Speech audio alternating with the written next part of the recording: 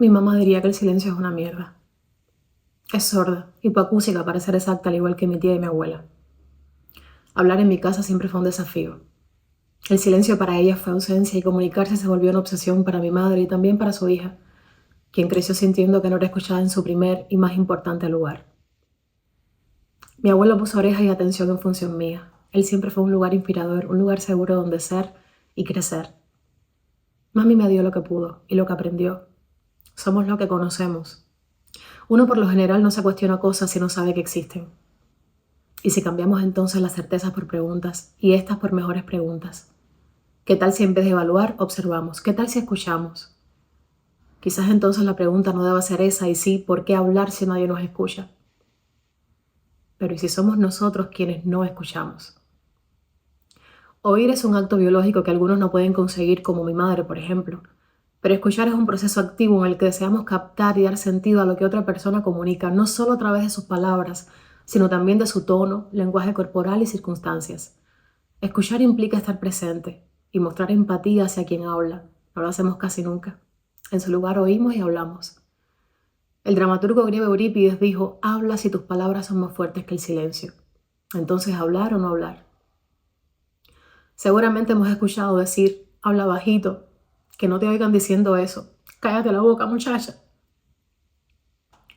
Dependiendo de quién y por qué ese cállate la boca mostraba posesión o miedo.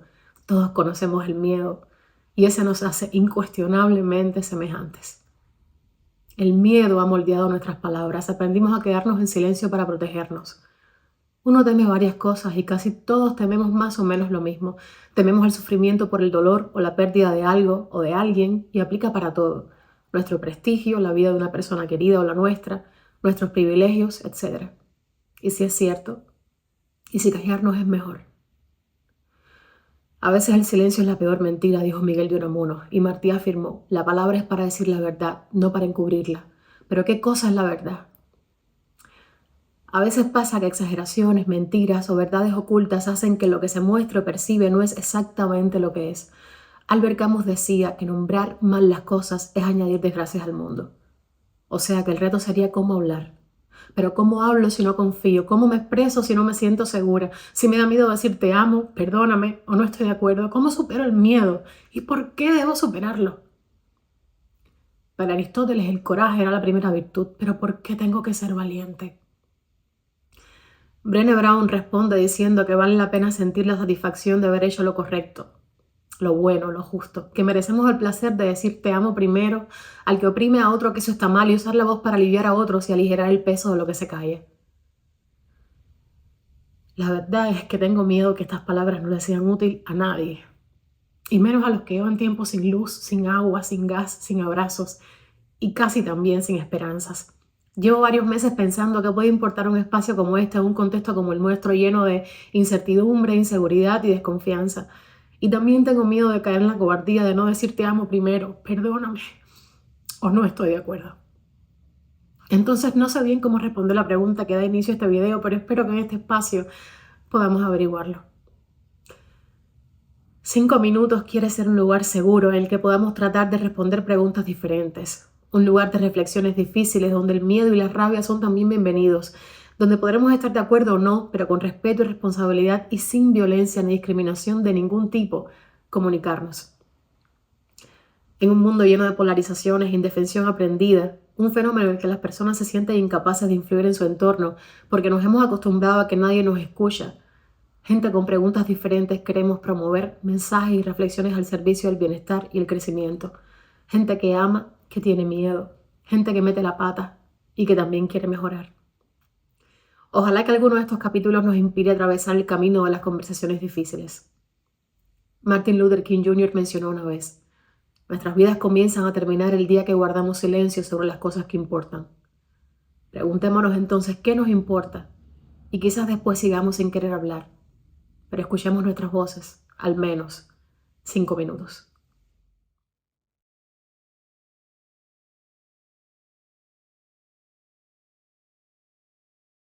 puedo solo, podemos solos. A veces nos gusta pensar que somos capaces de todo, que podemos con cualquier cosa solos. Nos repetimos frases como yo resuelvo, no necesito ayuda.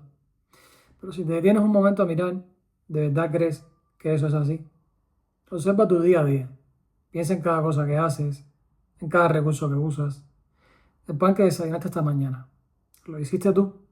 Probablemente no sembraste el trigo, no lo moliste, no lo horneaste. La electricidad que enciende las luces de tu casa, el gas que calienta tu café, es obra tuya. Cada detalle de tu rutina, incluso los más simples, probablemente son el resultado del esfuerzo y el tiempo de otras personas. Y aquí quiero que pensemos en algo más.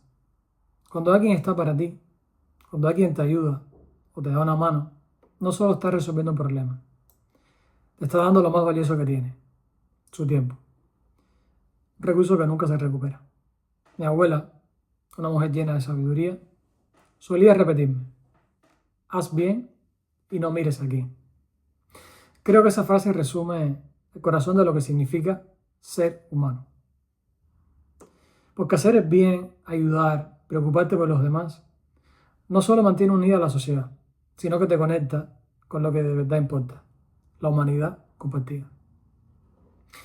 Cuando dejamos de preocuparnos por los demás, cuando nos volvemos indiferentes, algo se rompe. Y a veces puede parecer atractivo eso de ser un lobo solitario.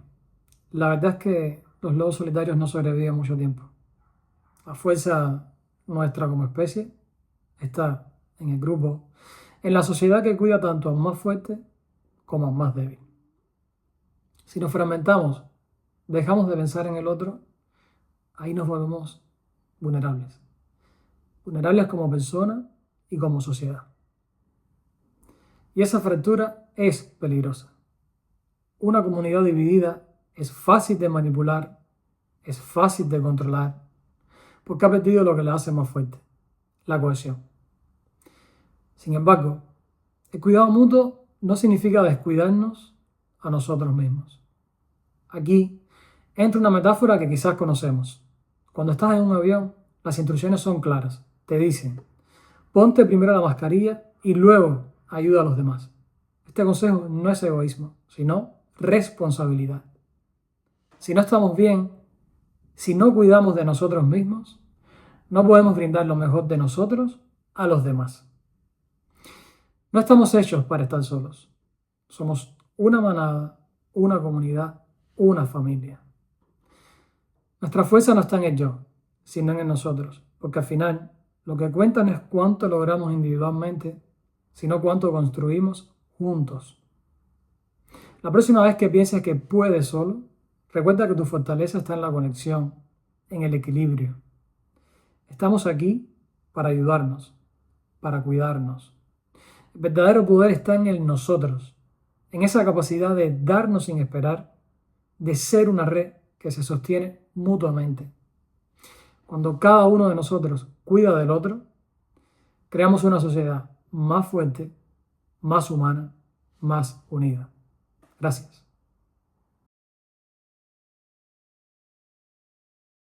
Me costó dormir sola hasta los 6 años más o menos.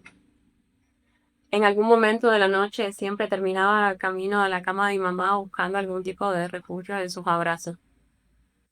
El sentimiento de que en medio de la oscuridad todo iba a estar bien. Sin embargo, a medida que fui creciendo y me volví más independiente, por decir de alguna forma, esos abrazos se hicieron menos frecuentes. En mi adolescencia, por ejemplo, cuando intentaba abrazar a mi mamá, ella, en una forma medio burlona, creo yo, me decía, ¿qué quieres? Y a veces efectivamente hacía segundas y hasta terceras intenciones, pero otras veces solamente quería un abrazo de ella. A los 18 años convencí a mi novio de aquel entonces de jugarse el servicio militar e ir conmigo a un concierto en la escalinata de la Universidad de La Habana. Obviamente los oficiales de turno se dieron cuenta, no solo lo mandaron a buscar, sino que además lo amenazaron con quitarle la carrera universitaria, porque que le había destruido la vida a esa persona. Lloré de una forma incontrolable, pero porque no sabía qué más hacer. Y me acuerdo que en medio de la madrugada mi mamá se metió en la cama conmigo y me abrazó tan fuerte que me quedé dormido. Me volví a sentir segura. Ya en 2023, después de años sin ir a Cuba, después de haber emigrado 2 veces en los últimos 5 años, mi mamá me volvió a abrazar. Estábamos en el portal de la casa donde hacíamos las fotos familiares, era mi último día en La Habana, y ella me agarra fuerte y empieza a llorar. Y le dice a mi pareja que por favor me cuidara.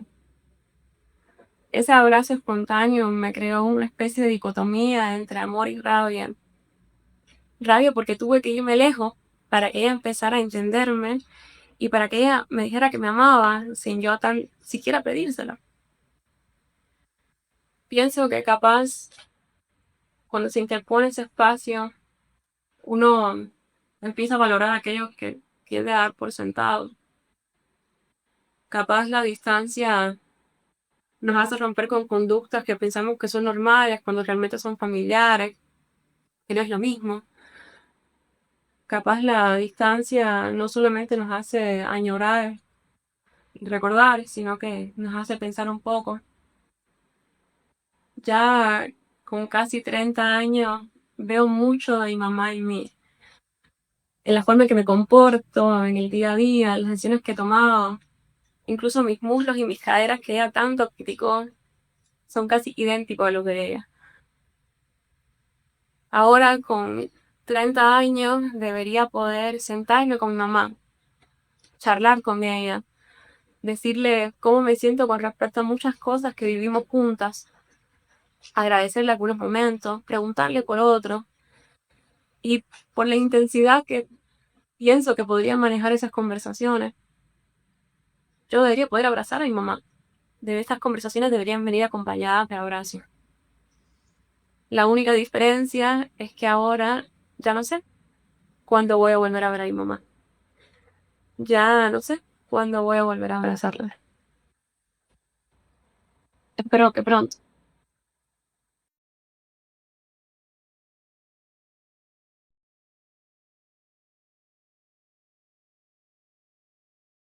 A los 7 años me enfrenté a mi primer miedo.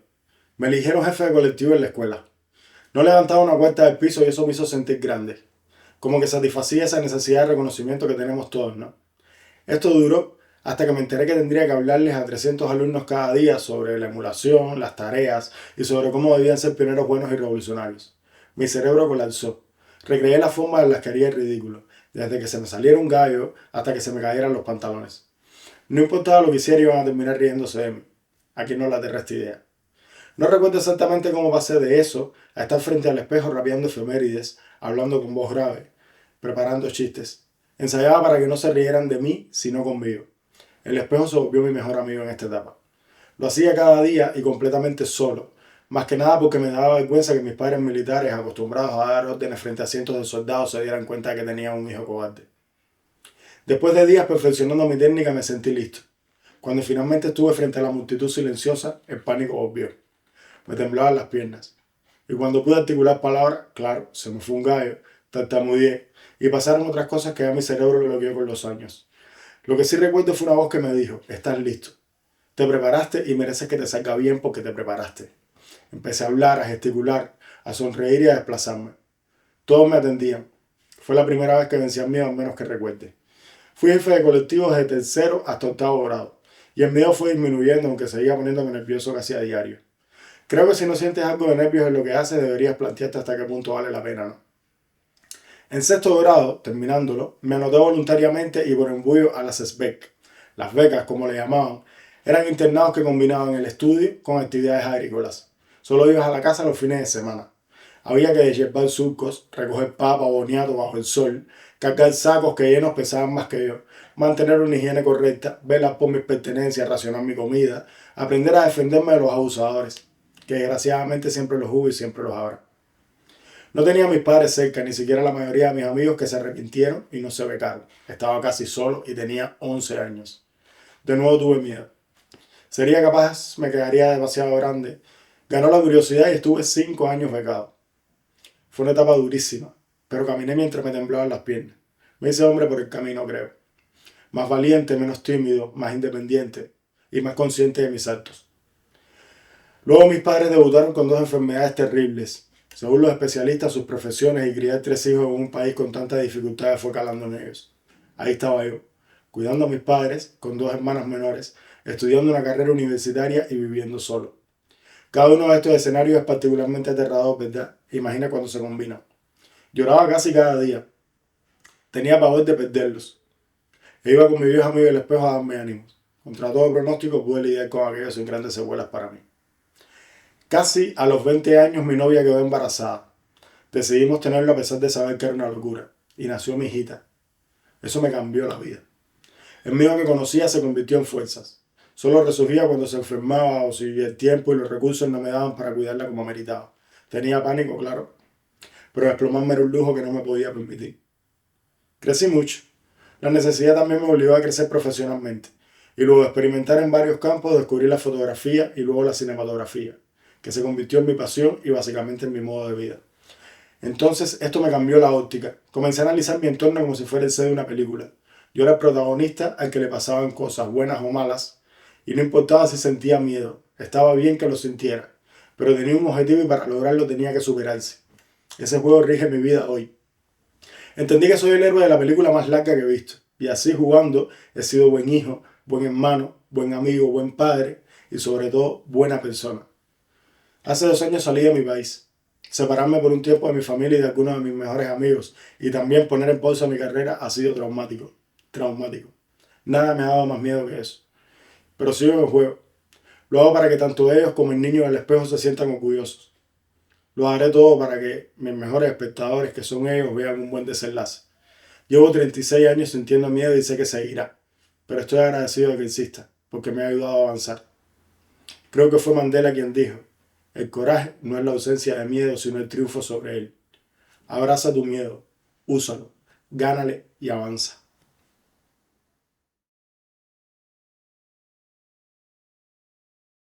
Mi historia con el feminismo no comenzó con teoría, sino más bien con miedo. La primera vez que me dijeron feminista no fue un halago, sino más bien un ataque. Lo dijeron con desprecio, como si fuera un ataque que me acompañaría toda la vida. Y por un momento temí ser la incómoda que siempre trae el tema de género a la conversación, de convertirme en esa persona a la que todos escuchan con una mezcla de paciencia y fastidio. Pero el feminismo no llegó a mí como un despertar inmediato, sino como un proceso que está en constante evolución. Lo descubrí como quien encuentra un idioma que siempre habló sin saberlo. No se trataba solo de una postura política, sino de una manera de nombrar lo que por tanto tiempo había sentido sin comprender de todo. Hace ya unos cuantos años se me ha definido con la frase «pon el tema que estoy en contra». Y aunque hay algo de cierto en ello, no es oponerse por oponerse. Simplemente no puedo callar ante lo que considero injusto. De ser mujer en una sociedad que impone límites antes de que puedas imaginar otras posibilidades es una violencia que muchas hemos asumido como normal. Aprendemos a caminar con cautela, a medir las palabras, a entender que hay espacios que no nos pertenecen. Pero algo en mí decidió rebelarse. Micaela Druller diría que el feminismo ya fue. Y es así, pero algo hace que me aferre a él. Creo que podemos avanzar, pero solo si desmontamos la idea de que el feminismo debe ser homogéneo, que no hablemos de una fórmula única ni de una receta prefabricada. Las injusticias que enfrentamos no son casuales, sino parte de una estructura histórica. Comprender esto es esencial. El feminismo no puede ser uniforme, porque las opresiones tampoco lo son. No podemos encajar en un molde que borre nuestras diferencias. Como bien dijo Audre Lorde, no son nuestras diferencias las que nos dividen, sino nuestra incapacidad de reconocer, aceptar y celebrar estas diferencias. Cada quien debe encontrar su camino en esta lucha, pero siempre con un compromiso con la justicia y la liberación colectiva. El feminismo que necesitamos no puede limitarse a la experiencia de las mujeres blancas de clase media. El feminismo que necesitamos hoy es plural, como lo es la vida misma. Y plural significa nutrirse de las historias y resistencias de quienes han estado históricamente al margen, como las mujeres trans, racializadas, indígenas, migrantes con discapacidad, mujeres pobres. Cada una de esas voces cuenta, y si no las escuchamos, estamos perpetuando una versión del feminismo que no es realmente feminista. Y aquí hay una cuestión fundamental.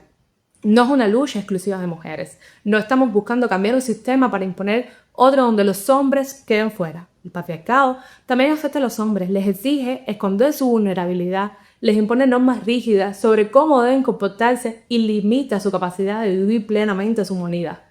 Como nos enseñó Bell Hooks, el feminismo es para todo el mundo, pero solo si entendemos como un proyecto colectivo que busca erradicar la supremacía de género y que tiene como fin la liberación de todos los sujetos oprimidos sin distinciones. Entonces, ¿cómo construimos ese feminismo por y para todos?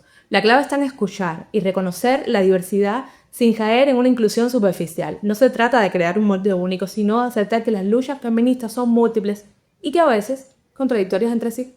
Implica reconocer que las opresiones no nos afectan a todos por igual y que las respuestas no pueden ser homogéneas. Necesitamos un feminismo decolonial que aprenda de las experiencias fuera del marco occidental y que no sea un privilegio, sino una plataforma de justicia. Ser feminista no es solo un acto de empoderamiento personal, es luchar por un mundo donde los derechos fundamentales no sean un privilegio de unos pocos, sino garantías universales, donde las políticas públicas promuevan la igualdad y las voces históricamente excluidas sean escuchadas, valoradas y reconocidas en libertad. Así que sí, un feminismo por y para todos es posible, pero solo si entendemos que ese todos no es uniforme. El reto está en construir un feminismo que no sea solo una teoría, sino un espacio de lucha. Un feminismo que no pida a nadie renunciar su identidad, su cultura o historia, sino que la celebre, que no excluya, sino que abrace la diversidad, porque la libertad no es un privilegio otorgado a unos cuantos, sino un derecho que debemos defender para todos. El feminismo no pertenece a nadie, sino a todas, todos y todes. Y si lo hacemos bien, puede ser el camino hacia un mundo más justo, libre e igualitario.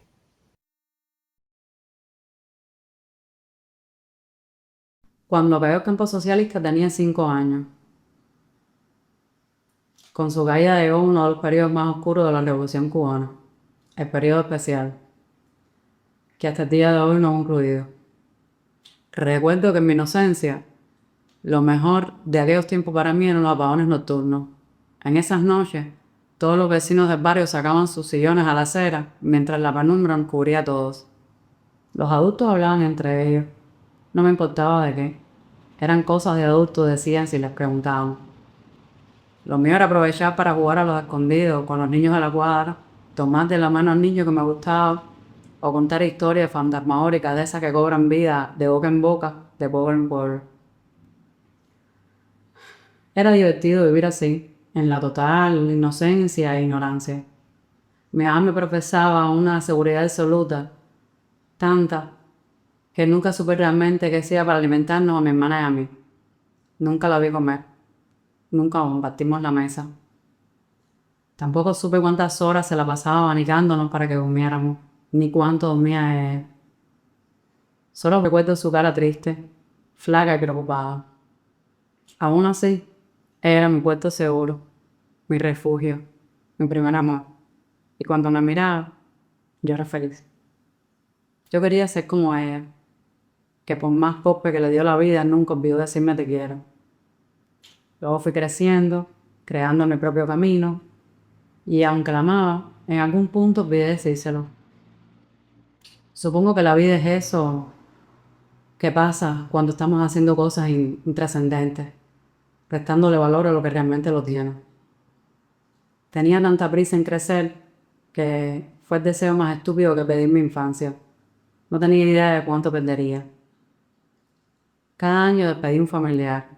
Ya no estaban los amigos del parque. Me convertí en madre, luego en cuidadora. Primero mi madre, después de mi padre y mi abuelo, que no lo lograron. ¿Cuánta responsabilidad implica crecer en un país sin futuro? En tierra infértil, sin valores ni empatía, pero siempre con él. Hoy con 39 años y atravesando un periodo más catastrófico que el de mi infancia, ya imagino de qué hablaban los adultos en aquellas noches de apagón. Las mismas dudas de hoy, los mismos miedos, la misma incertidumbre, que se ha vuelto parte de la cotidianidad del cubano. ¿Cómo alimentar a nuestros hijos? ¿Cuánto más hay que aguantar? ¿Tenemos derecho? ¿Qué más hay que sacrificar? Aún en la penumbra, mis hijas no saben qué le preocupa a su madre, ni a los adultos que la rodean. En la oscuridad solo buscan cargar sus móviles para chatear con sus amigos de adentro y fuera de Cuba. Ellas saben bien que esas no son las grandes cosas, pero les ayudan a soñar. Les ha tocado despedir familia y amigos como a mí. Y quizás pase con los nietos que no sé si tendré. ¿De qué nos sirve la patria si no tenemos vida? ¿Qué es la libertad cuando estamos muertos? En medio del primer colapso de 2025 no tengo comunicación con mi madre, que en un hospital de Tampa lucha por su vida. No puedo tocarla, no puedo escucharla, no puedo verla. La política no afecta a quienes nos dirigen. No le duele a quienes la dictan. Le duele a los padres, a los hermanos, a las familias cubanas, estén donde estén y piensen como piensan. Supongo que la vida se resume a soltarlo todo, pero duele no tener la oportunidad de despedirse. Me duele a mí que no sé si algún día volveré a ser esa niña que extraña los brazos de su madre. Alguna vez me dijiste que el día que no estuvieras iba a lamentar muchas cosas. No dejes para luego lo que puedes hacer hoy, me decías. Amar, perdonar y fallar no te hacen débil, Damien. Y eso es lo importante. Afortunada yo que todavía te tengo para decirte que hiciste de mí tu mejor versión. Y yo haré de mis hijas la mejor versión de la voz.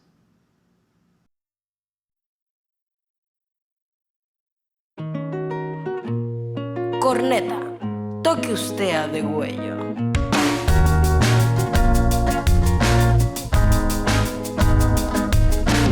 Hay un silencio dentro de este corazón que no se puede ocultar.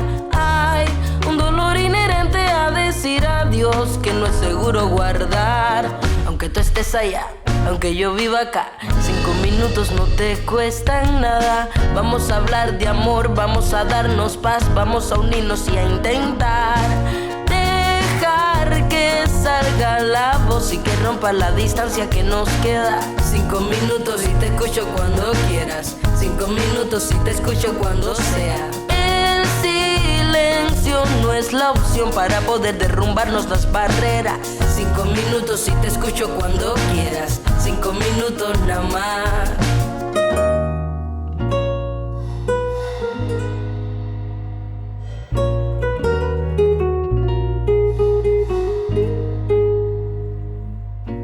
Hay una angustia que despierta la emoción y que la deja vibrar. Hay muchas voces palpitando en la intención cuando es preciso escuchar. Aunque tú estés allá, aunque yo vivo acá, 5 minutos no te cuestan nada. Vamos a hablar de amor, vamos a darnos paz. Échate esta talla, vamos a desahogar el alma. La muela no falla y trae calma, un ruido necesario por si suena una alarma. Somos voces que crecerán como palmas. Si sientes que te cogió el gorrión y añoras, son 5 minutos, no una hora. Vamos a decir que nos duele, que nos hiere, que te ahoga. Seguimos siendo y la riega la bola. Un mar de latitudes, de fronteras tenemos en el pecho ondeando una sola bandera. El silencio se rompió, ¿qué esperas? 5 minutos, te escucho cuando quieras.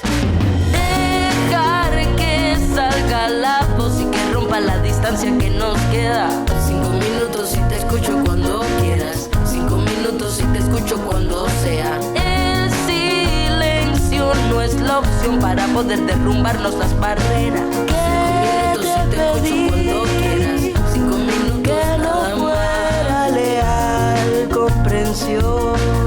5 minutos nada más. Aquí también alerta lo mismo. 5 minutos nada más. 5 minutos y te escucho cuando sea. 5 minutos nada más. Si se escucha clarito, clarito.